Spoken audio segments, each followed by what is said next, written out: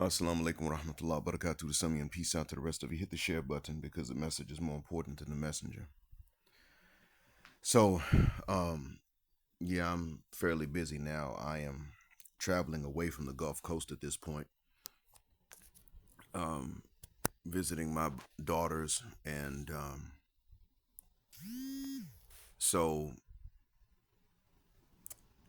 uh, I got a little bit of time now to record this about what I just recently heard regarding Diddy's acquittal. Um,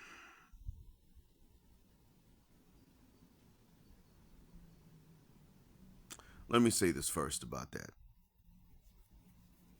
A lot of ladies are saying that dudes are weird because dudes see the victory in his acquittal.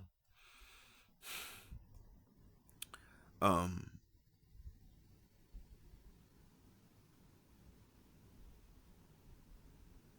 I don't think people see the hidden maturity in this, but there is some maturity in it. The maturity in it is this: Diddy is not popular amongst a lot of men. He may be wealthy, he may call a lot of shots in the music business, entertainment, his parties may be notorious, but that's just it. They're not just famous, they're notorious. They're infamous as well as famous. You could either say that they're infamously famous or famously infamous, but the point is that a Diddy party does not carry with it connotations of positivity or innocence, even in comparison to other people's parties. Even in the minds of non Muslims who see nothing wrong with partying, you don't see this sort of innocent connotation in their minds the way that non Muslims would see the word party. A Diddy party is automatically understood to be wild and unrestrained, um, unscrupulous by anyone's standards of any community.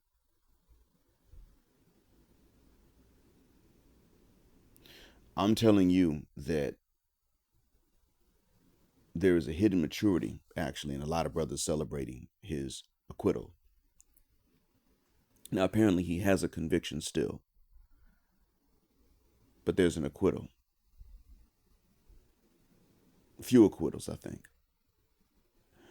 The issue here is that most of us don't really like Diddy like that.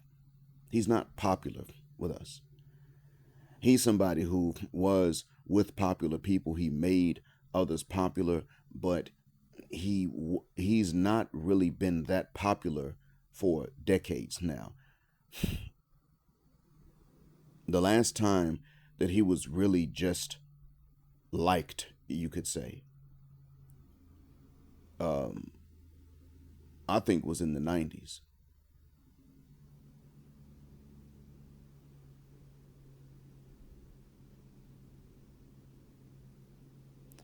There were rumors about him not paying people, and folks didn't really trust him that much. And I can understand why they didn't. And so now I'm looking at him, and what I see is that Puffy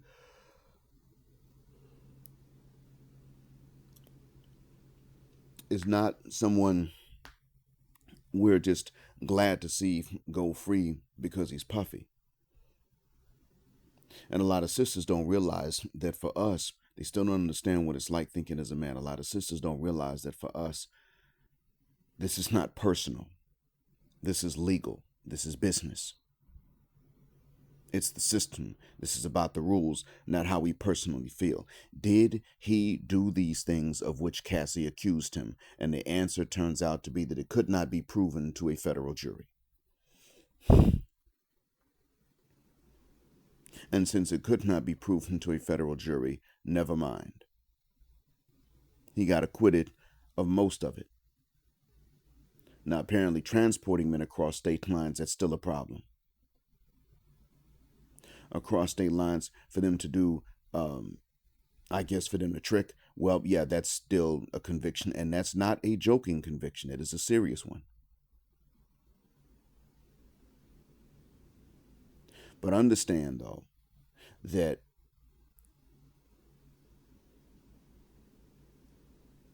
we're not sitting up and saying, okay, well, it's good that he beat these charges because he's puffy and we like him. We're saying it's good that he beat these charges because he did not do what Cassie said. If he did, there was no evidence. The first mistake was to pay Cassie. But when she decided to take it further, or the feds wanted to, or both of them sat down and agreed to try to get him buried, she wanted the money and she got it. But I guess somebody else wanted him buried in the system. Well, once somebody came with that particular ambition for whatever the hell the reason was, it turned out that they could not prove these things. Kind of reminds me of Michael Jackson's case. He didn't even pay. His insurance paid, not him. His insurance company made the decision to go ahead and pay. He didn't make that decision. His insurance company, in a sense, paid them to go away. And later on, some of those kids said that they were told to say what they said by their parents. Their parents were out for a payday, and they got it. And Michael Jackson's reputation was tarnished.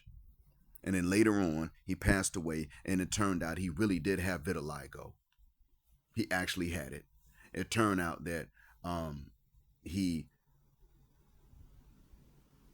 didn't do the stuff to these kids. He was just being really nice and hospitable, but he didn't do the stuff to these kids. Turned out he was interested in women, but he didn't pursue women that heavily. And to be honest with you, if I had vitiligo, advanced or not, I probably wouldn't either. See, women with vitiligo are told to become models and represent vitiligo. Men with vitiligo are just referred to as patches by women and told to stay back. Didn't matter if he was the most popular or wealthiest entertainer in the world. He was not going to settle for just groupies, and that was smart. But because of that, he was blamed involving kids. Most of us didn't like Michael Jackson, and a lot of us actually thought that he did this stuff. And then later on, it had to be shown that no, he didn't. A lot of sisters are now going to look at you and say, well, you're weird because you're glad that Diddy didn't get in trouble, when the fact is you're not weird because you're glad about that. They're upset because they see this as a battle they lost. And if they see this as a battle they lost, then they see this as a war.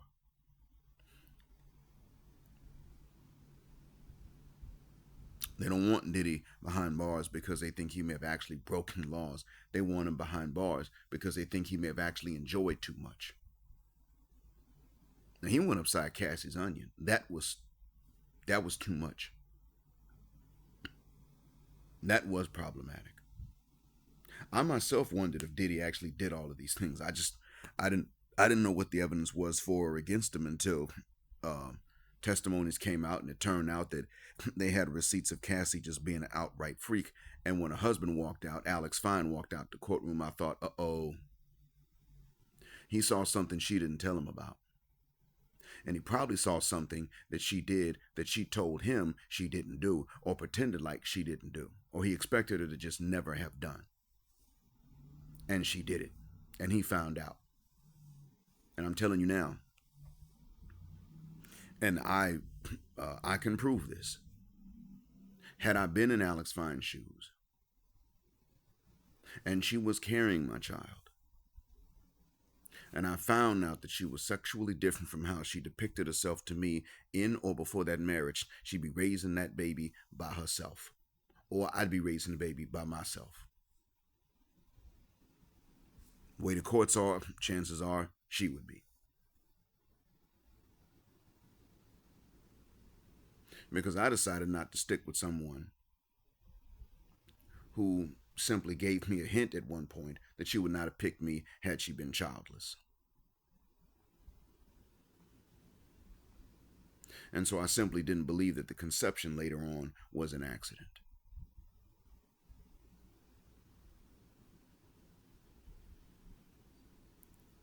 You see,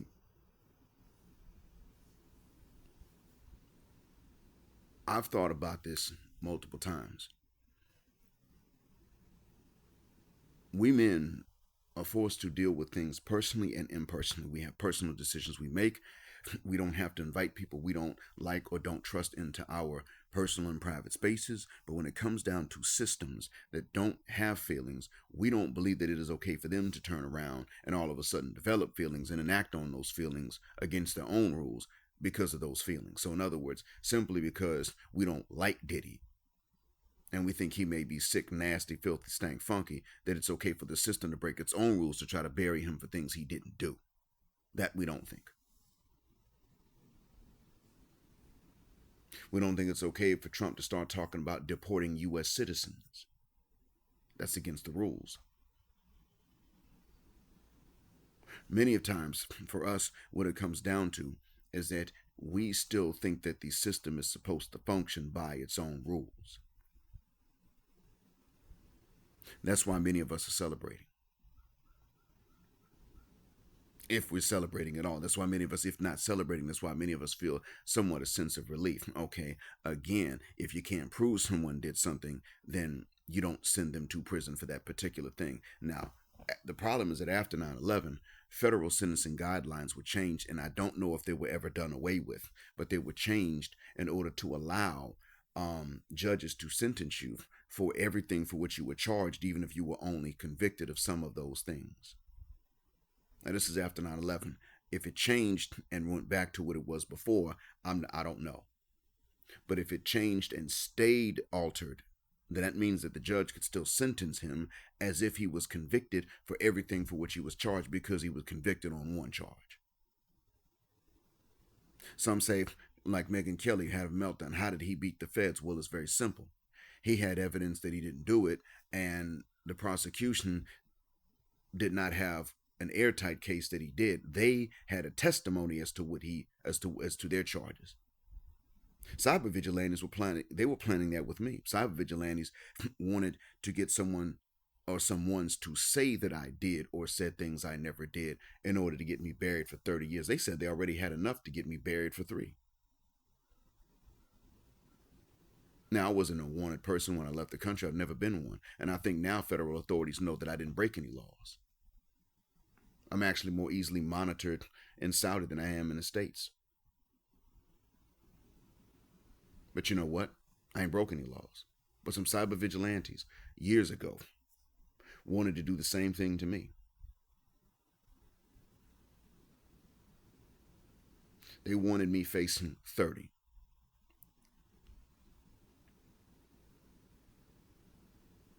That was almost 20 years back.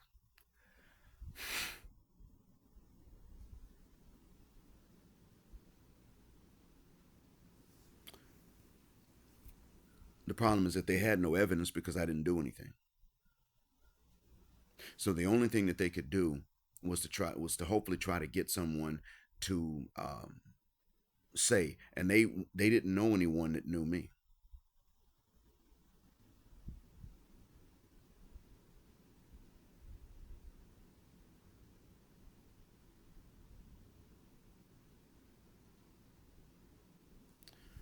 So I want you guys to understand that you're going to be attacked.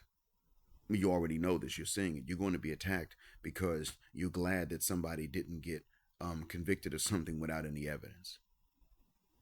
When in reality, the fact that you are glad about this travesty not happening to someone you don't really like in the first place shows your maturity, your objectivity. It's still war, gentlemen. I know that it may seem like it's not. I'm walking around now in the States, different parts of the States, and I don't really see this playing out on the streets that much.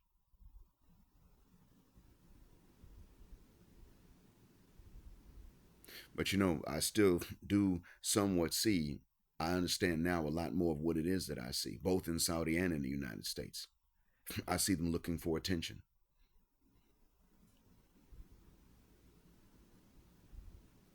I see them trying to get attention that they shouldn't get from sources that don't really mean anything to them. I can tell based on what they put on and where they go with it on. It's attention. It's all about attention. And then when they don't get it and they don't get validated, they get upset and then they turn the cameras on themselves and they start questioning our manhood because we're not stupid enough to keep on blindly pursuing them when they're not interested. We're not validating, not feeding them this. And they use the term narcissist all the time when in fact they have narcissistic demands by their own definitions of the word narcissism. They demand attention from men they don't want. What the hell is that? It's like they want to be worshipped. It's still war, gentlemen, because it goes beyond just romance or what they think is romance. As you and I have seen, this plays out even in federal courtrooms.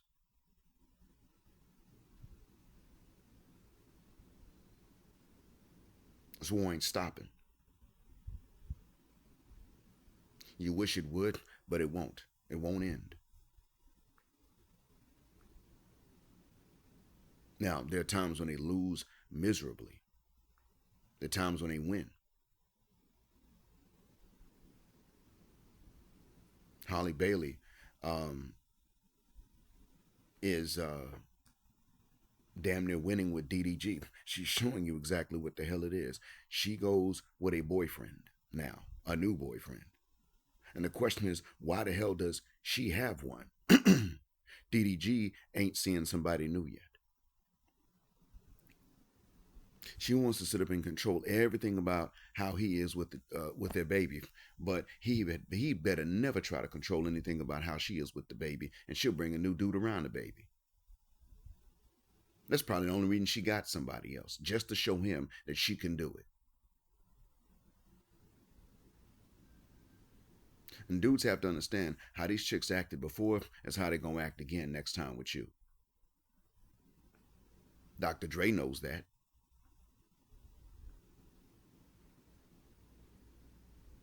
He should know.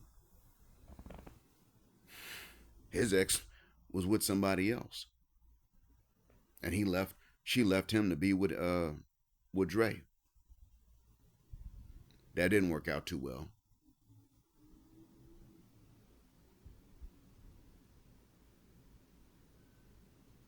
Dudes have to understand this. Dudes have to realize this.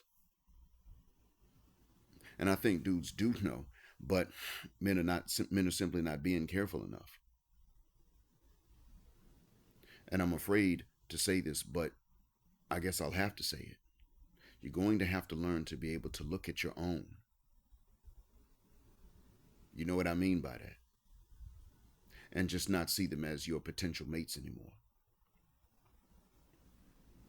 You may really, seriously, some brothers have to learn in order to counterbalance the brainwashing to which they've been subjected. They have to learn the extreme opposite, which is a sellout type of brand, so that they kind of meet halfway in the middle, to where they at least stop looking at the wide noses and the full lips and them big old foreheads and that 4C hair and the high melanin, and start seeing potential mates. They at least got to stop that. But the problem is that they keep seeing that, and it's always potential. It's never mates. It's never an actual helpmeet. They never find one like that because nobody's willing to be that for these guys. They are all race loyal, and it's not requited. And AC was right. You got these Brad worshippers trying to do the reach back. Shout out to him for that term. And brothers are taking that. We got too many brothers that are still taking that. That I can see.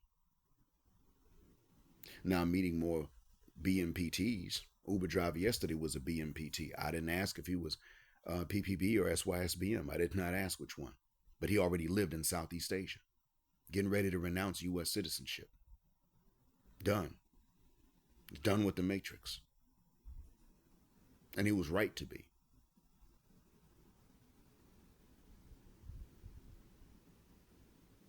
I'm with him on that. 1,000%. Get up out the Matrix. The U.S. is a nice place to visit. It's a very beautiful country in certain places. I would admit that. But it quickly becomes a boo-boo hole country and I can tell that even when I travel through other places. I can travel through certain airports in Europe on my way to the States, and I can see the difference. It's plain as this day to me.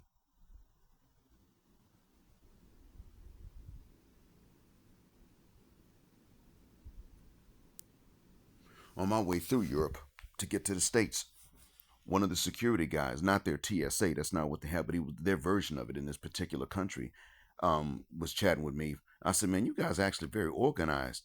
And he realized I was American, and he said, "Are you going to the U.S.?" I said, "Yeah." And he said, "Is your family there?" And I said, "Yeah." And he said, "Get them out. It's a damn shame, but get them out. Get them out. Really? Okay, sure." I already, he didn't know I already agreed with him.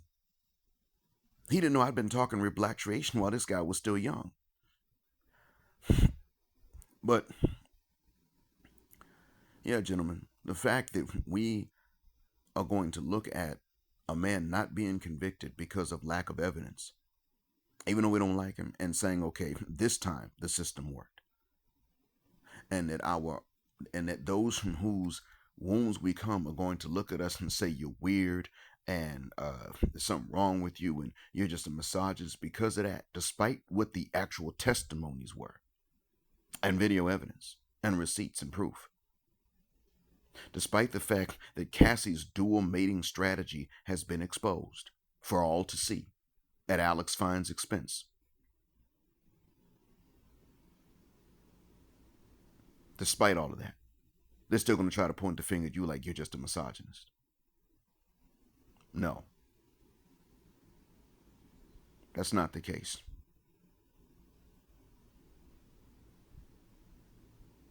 It's actually proof of your maturity because we don't really rock with Diddy like that. We know who he is. We don't look at him and respect him and think, oh, he's some kind of standard or standard bearer or someone to follow. We don't emulate him. And they know that we don't.